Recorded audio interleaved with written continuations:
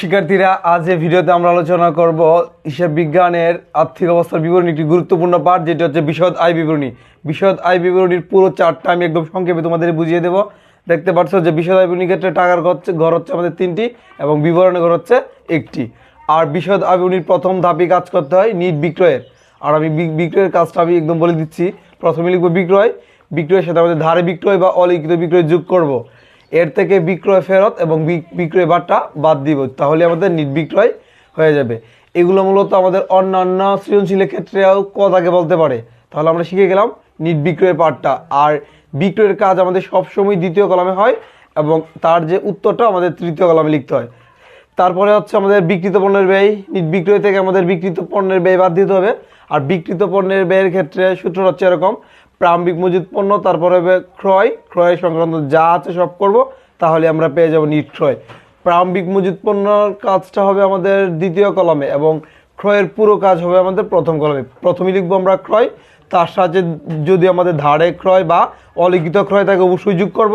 আর ক্রয় ফেরত, ক্রয় বার্তা, পণ্য রিলেটেড যেমন পণ্য বিতরণ, পণ্য উত্তোলন, পণ্য বিনষ্ট যদি এগুলো থাকে তাহলে আমরা বিক করব, তাহলে আমরা পেয়ে যাব নিট ক্রয়। এরপরে কাজ হচ্ছে আমাদের, তারপরে আমাদের যোগ করতে হবে প্রত্যক্ষ খরচগুলা। প্রত্যক্ষ খরচগুলা লিখলাম।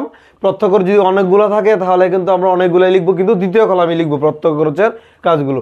সর্বশেষ বিক্রিত পণ্যের সর্বশেষ কাজ হচ্ছে যে সমাপনী মজুত পণ্য আমাদের বিক্রি করতে হয় এবং এই বিক্রির কাজটা অবশ্যই দ্বিতীয় কলামেই করব।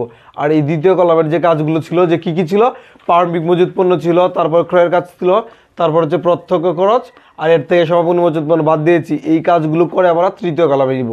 আর এই তৃতীয় কলামের যে এই অ্যামাউন্টটাকে বলি আমরা বিক্রিত পণ্যের ব্যয়। আর এই অ্যামাউন্টটা আমাদের নিট বিক্রয় থেকে বাদ দিতে হবে, যেটা আমরা প্রথম ধাপেই বের করেছি।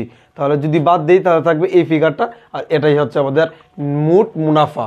এই হচ্ছে আমাদের অর্ধেকটা পার্ট। এখন কাজ হচ্ছে এই মোট মুনাফা থেকে আমাদের পরিচালন ব্যয় বাদ দিতে হবে। পরিচালন ব্যয়গুলা যদি অনেকগুলো হয় অবশ্যই আমরা দ্বিতীয় কলামে লিখব এবং এই দ্বিতীয় কলাম থেকে ব্যালেন্সটা এখানে নিয়ে যাব। তাহলে মোট মুনাফা থেকে যদি পরিচালন ব্যয়গুলো বাদ দিই, যে ব্যালেন্সটা পাবো সেই ব্যালেন্সটার নাম হচ্ছে আমাদের পরিচালন মুনাফা।